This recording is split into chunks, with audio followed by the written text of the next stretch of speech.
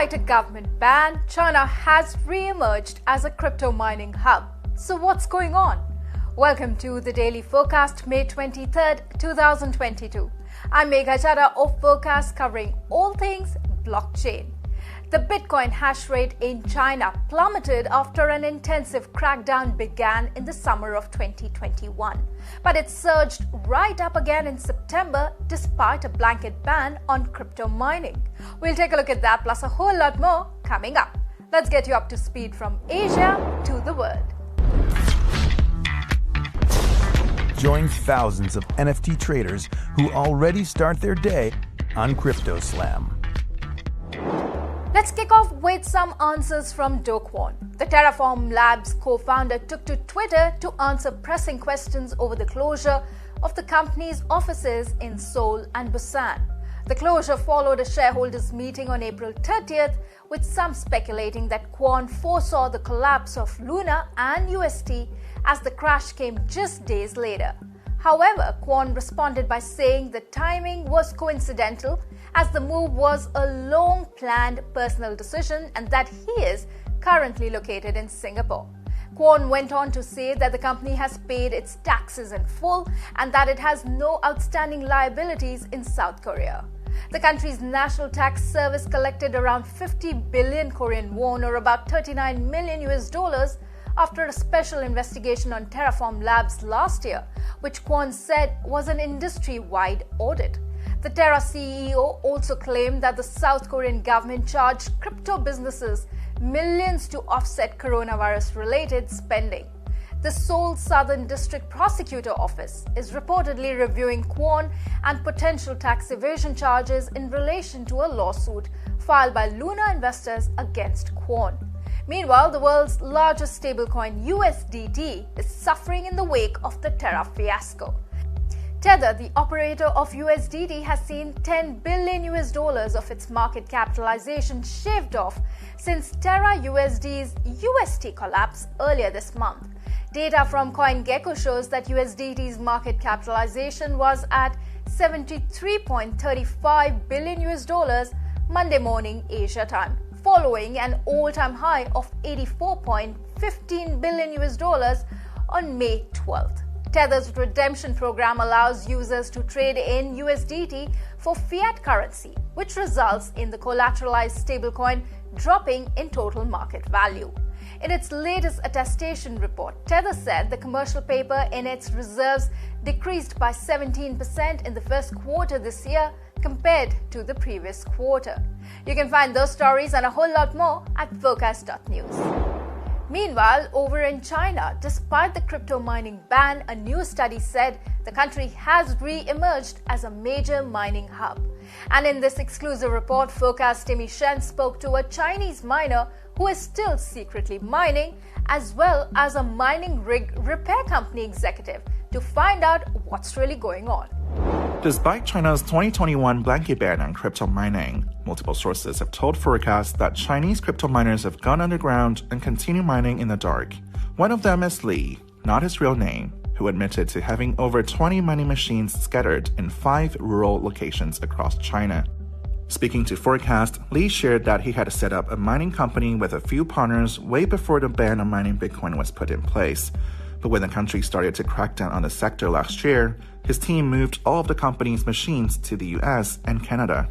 However, he kept his personal mining rigs and now operates underground to circumvent regulations. In an attempt to survive below the government's radar, Li said he has had to go with virtual private networks, or VPNs, to enable his rigs to stay connected to the internet. In addition to mining at rural households, he added that some miners have been working with factories, such as metal plants, to buy their excessive quota for electricity consumption, and that many machines are still in operation in southwest and northwest China. Meanwhile, Mark Zhou, CEO of Chinese mining rig repair company Metaverse, told Forkast that majority of their clients are still from China. 今天维修的话呢，80%还是中国人送给我们的矿机，但他的大部分矿机都是为了出海准备，就他把仓库里准备出海的机器交给我们，我们整备、维修、清灰、测试、打包、封装，然后发到海外。这里面的话占了80%，另外的20%呢，就是海外的客户，因为他的周边没有这个维修配套，他急于把机器解决，他们会从像德国、英国、美国、加拿大到哪里都有，会发到中国来交给我们来修两种。He also echoed Lee's claim that most mining operations in the country have now moved overseas. 我们是这样来看这个问题的。第一个，我们了解的情况，中国已经没有挖矿的了，但就是我们所知道的情况，我身边的所有人基本上都出海了，包括我们自己。所以说，中国我们认为是没有算力，还在中国。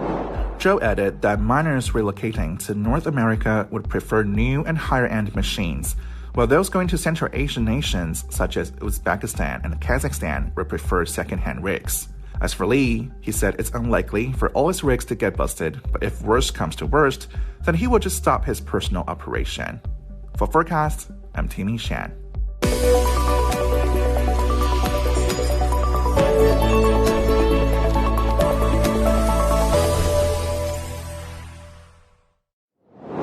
And finally, the world of wine is big business, but it's also a very old school business. However, one platform is trying to change that using NFTs not only to develop a community, but also keep costs down for collectors as well as authenticating the provenance of their collection. Forkast Carolyn Wright has more. According to data from Statista, revenue from the global wine market stood at just over $340 billion in 2020, with estimates that it could reach almost $530 billion by 2025. However, it's a sector that many find stuffy and not something for the average investor to get involved in. But Farandole, which is an NFT marketplace based in both Paris and Hong Kong, specialising in wine and liquor, aims to bring fresh air to the industry by using NFTs to help develop a community and make people feel more engaged. What NFTs are really bringing here, it's an additional layer of user generation content, a bit like social networks brought to the internet for Web 2.0 with all the social networks. So NFTs are more about reaching mass adoption because they, by definition, create you a uniqueness, a rarity, and you want to be part of this community, contribute. The wine business can also be costly. For those who plan to sell on their wines rather than drink them, fees for using an auction house can be high. However, NFT marketplaces can allow for lower fees for secondary sales, as well as offering royalties to both the seller and the original producer. And with royalties, for the very first time, the brand and producer can have a commission on every secondary market sales, which for them is a no-brainer compared to already in this industry, which is an old industry. Most of the time, they were only doing a primary market sale, and that was it. Also, you have private collectors, passionate, that are usually, when they want to sell the collection, using auction houses or other wine merchant services. Also for them, they will have royalties, and it's very interesting for them, and this whole community is going to change because of that. Another key issue NFTs can address in the wine world is provenance. Several fraud cases in the past have seen wine collectors duped into paying more than they should have when bottles were deliberately mislabelled as more valuable vintages or even watered down with cheaper wines. However, NFTs on the blockchain can prevent that, as well as tracking how a wine has been kept for those who choose not to keep it at home. For the very fine and premium wines, we have the possibility to track the humidity, the temperature, and of course for all of them the location. So from the wines that are going to be released this year and in the future, we will have no issue to track them and to have permanent data on the blockchain, providing a lot of confidence and solving a lot of pain points in authenticity and provenance. Farandole's next plan for getting a broader set of investors involved in the world of wine is by using the Metaverse as a showroom.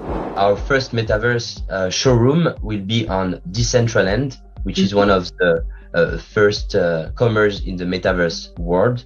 And to do so, we are partnering with a company called Future is Meta. They are architects that are blockchain NFT passionate, and they are helping us to design the right, elegant, sophisticated showroom and wine bottles, and to have more creativity that we could possibly imagined in a normal showroom in the physical world. Farandole say the goal is bringing both wine enthusiasts and the crypto savvy together to form a community. For Forkast, I'm Carolyn Wright. And that's the Daily Forkast from our vantage point right here in Asia. For more, visit Forkast.News. I'm Megha Chaddah. Until next time.